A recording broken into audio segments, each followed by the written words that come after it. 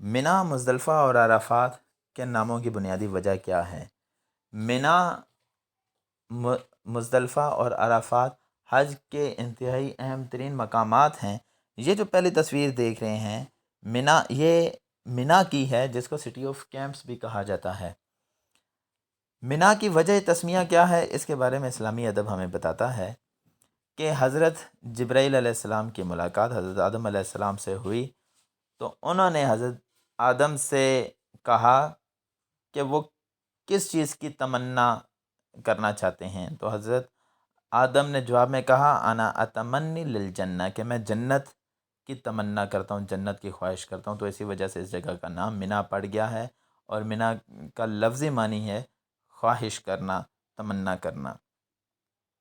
اگلی تصویر آپ دیکھ رہے ہیں، یہ مزدلفہ کی تصویر ہے، اور مزدلفہ کا لفظ ایک اور عربی لفظ الازدلاف سے ماخوذ ہے، جس کا لفظی مطلب ہے لوگوں کے اکٹھے ہونے کی جگہ، اور اسی وجہ سے اس جگہ کا نام مزدلفہ پڑ گیا۔ اور مزدلفہ میں ہم وقوف مزدلفہ میں ہم دیکھتے ہیں کہ لوگ شب گزاری کرتے ہیں، لوگ عرفات کے بعد مغرب سے پوری رات اسی جگہ پر اکٹھے ہوتے ہیں اور رات بسر کرتے ہیں۔ اگلی تصویر میں آپ عرفہ کا مقام دیکھ رہے ہیں۔